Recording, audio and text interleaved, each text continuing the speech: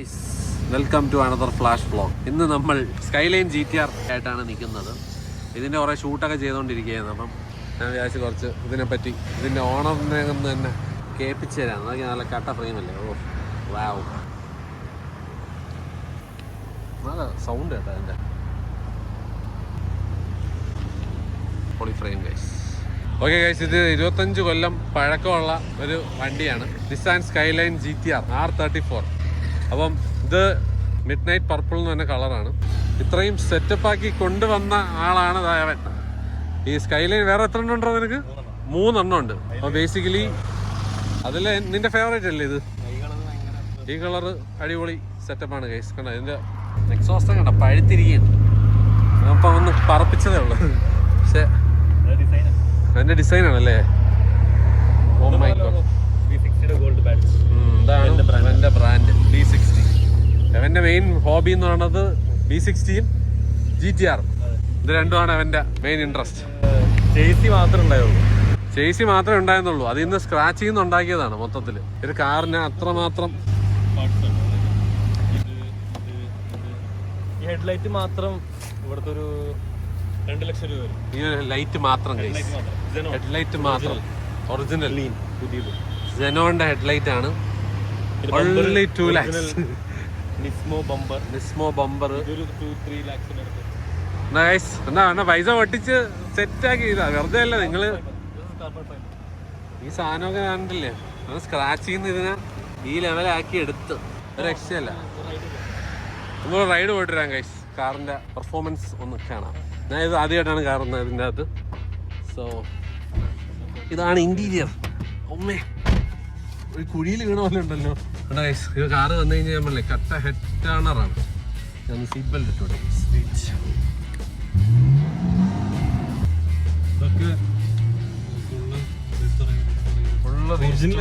Original പരിപാടിയാണ്.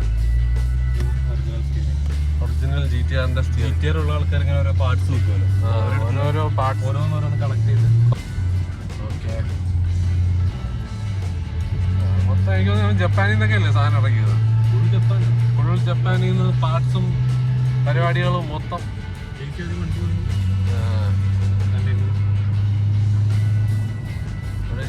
ഉണ്ടെന്ന് തോന്നുന്നു. സാധനം വേറെ ലീഗ് സാധനമാണ് കേട്ടോ. അത് രസമാണ്. ഇത് ബാക്കി കാർ പോലെ അല്ല. ഇതിന്റെ സൗണ്ട് ഭയങ്കര നല്ല നൈസ് സൗണ്ട് കേട്ടാ. ഫസ്റ്റ് ടൈം എക്സ്പീരിയൻസിങ് ഇങ്ങനത്തെ ഒരു സാധനം.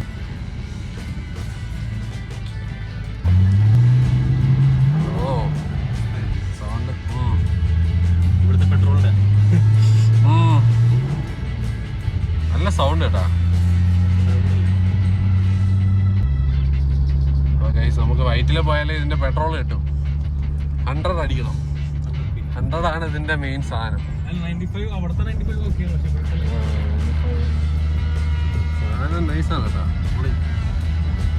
ഒരു എക്സ്പീരിയൻസ് ആണ് ഇങ്ങനത്തെ ജാപ്പനീസ് കാർസ്.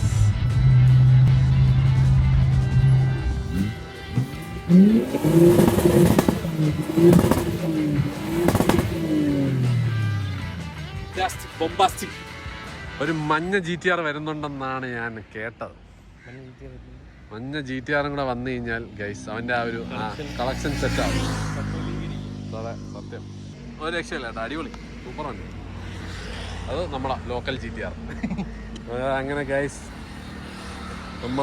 നമ്മുടെ ആഗ്രഹവും സബലീകരിച്ചിരിക്കുകയാണ്. ബ്രാൻഡിങ്. പുള്ളി ജപ്പാനിൽ, അവൻ ജപ്പാനിൽ പോകും കഴിച്ചു ഇടയ്ക്കിടയ്ക്ക്. ഉമ്മയായിട്ടൊക്കെ പോയിട്ട് വന്നേ ഉള്ളൂ. ട്രിപ്പൊക്കെ ഉണ്ട്. അതാണെങ്കിൽ അവൻ്റെ ഇൻസ്റ്റാഗ്രാമിൽ കയറി നോക്കിക്കഴിഞ്ഞാൽ കാണാൻ പറ്റും. Is car crazy. ഇത് അബുദാബി നമ്പർ പ്ലേറ്റ് ആണോ ഗൈസ്? ഇതാണ് അവൻ്റെ നമ്പർ പ്ലേറ്റ്. ഈ കാർ എവിടെയെങ്കിലും കൊച്ചിയിലോ തൃശ്ശൂരിലോ കാണണമെങ്കിൽ മനസ്സിലാക്കുക അതിന് അവനാണ് ഉത്തരവാദി. അതങ്ങനെ ഗൈസ് ജസ്റ്റ് ഞാൻ പറഞ്ഞേ ഒന്ന് എക്സ്പീരിയൻസ് ചെയ്യണമെന്നുണ്ടാണ്. കാറിൽ കയറാൻ പറ്റില്ല. ഞാൻ ആദ്യം വിചാരിച്ചിരുന്നത് ദുബായിൽ എപ്പോഴെങ്കിലും പോകുമ്പം ഇവൻ്റെ കൂടെ കറങ്ങി നടക്കാമെന്നൊക്കെ വിചാരിച്ചിരുന്നതാണ്. പക്ഷേ ഫോർച്യുനേറ്റ്ലി ഇവൻ്റെ കല്യാണവും വന്ന് ഇവൻ കാറും കൊണ്ടിങ്ങി വരികയും ചെയ്തു. അപ്പോൾ അങ്ങനെ നമ്മൾ ജസ്റ്റ് ഒന്ന് കുറച്ച് റീല് പോലത്തെ പരിപാടികളൊക്കെ എടുക്കാൻ വേണ്ടി വന്നതാണ് നമ്മുടെ കണ്ടെയ്നർ റോഡിൽ. ഫൈനലി നമ്മൾ GTRന്റെ ഒരു വ്ളോഗ് ചെയ്തിരിക്കുകയാണ്. നമ്മുടെ നാട്ടിൽ എനിക്ക് തോന്നുന്നില്ല ഇത് ആരെങ്കിലും കൊണ്ടുവന്നിട്ടുണ്ടോ. ഞാൻ കണ്ടിട്ടില്ല ഗൈസ്. ലംബോർഗിനി സാധനങ്ങളും എല്ലാം കണ്ടിട്ടുണ്ട്. പക്ഷേ ഈ ടൈപ്പ് സാധനങ്ങൾ GTT ഒരെണ്ണം വന്നിട്ടുണ്ട് ഓസ്ട്രേലിയ. ഒരെണ്ണം എന്തോ വന്നിട്ടുണ്ട്. ഇപ്പൊ ആരോ ഇറക്കിയിട്ടുണ്ട് ഈ സാധനം. പക്ഷെ ഈ കളറ് ഡിഫറെന്റ് ആണ്. മാത്രമല്ല ഇത് ഇവിടെ ഇല്ല. അത്യാവശ്യം റോഡിൽ കൂടെ പോയി കഴിഞ്ഞാൽ എല്ലാവരും നോക്കുന്നുണ്ട്. സകലവർക്കും അറിയാം ഇതിന്റെ ഒരു വാല്യൂ എന്താണെന്നുള്ളത് കേട്ടാ. അതെന്തായാലും കാറിനെ പറ്റി അറിയാന്നുള്ളവർക്ക് നൈസ് സംഭവമാണ്. അപ്പൊ എന്തായാലും എടാ ദുബായിൽ വരുമ്പം ഫുൾ കളക്ഷൻ കാണിക്കണേ. എല്ലാത്തിലും കയറണം. ഇനി ആ യെല്ലോയും കൂടെ വന്നു കഴിഞ്ഞാൽ 3 എണ്ണം. 86 ഉണ്ട് ടൊയോട്ടയുടെ. അല്ലേ ഫുൾ JDM സെറ്റപ്പാണ് ഗൈസ്. ഫുൾ ജാപ്പനീസ് പരിപാടികളാണ്. ഇനിയും ജപ്പാനിൽ പോകാനുള്ള പ്ലാനൊക്കെ ഉണ്ട്. സോ എന്തായാലും ഗൈസ് നമ്മളെ നാട്ടിൽ സ്കൈലൈൻ ഇറക്കിയതിൻ്റെ ക്രെഡിറ്റ് തന്നെയാണ്. അപ്പോൾ അങ്ങനെ ഗൈസ് നമ്മൾ ഇപ്പം ഓൾമോസ്റ്റ് ലേറ്റായി, ഇരുട്ടായി. അപ്പം ഇന്നത്തേക്ക് വിടാം. ഡാവിഞ്ചി പഠിപ്പിച്ചു പണ്ടാണ് എന്നെ ഇവിടെ കൊണ്ടുവന്നത്. അപ്പോൾ എന്തായാലും ഡാവിഞ്ചി കുറച്ച് പഠിപ്പിച്ച് തരുമായിരിക്കും. ക്രാഷ് കോഴ്സ് പഠിപ്പിച്ചു തരാന്നൊക്കെ പറഞ്ഞു. അപ്പോൾ ഞാനും ഇനി കുറച്ചൊന്ന് എഡിറ്റിങ്ങിലോട്ട് കോൺസെൻട്രേറ്റ് ചെയ്യാൻ വേണ്ടി ഇരിക്കുകയാണ്. എന്തായാലും iMovie എഡിറ്റ് ചെയ്യുന്നുണ്ട്. അപ്പോൾ പിന്നെ ഡാവിഞ്ചിയും കൂടെ കുറച്ചൊന്ന് പഠിക്കാം, കളറിങ്ങും സംഭവങ്ങളും ഒക്കെ. So let's see guys. അപ്പോൾ എന്തായാലും thanks for watching guys. Bye bye. ബൈഡാ.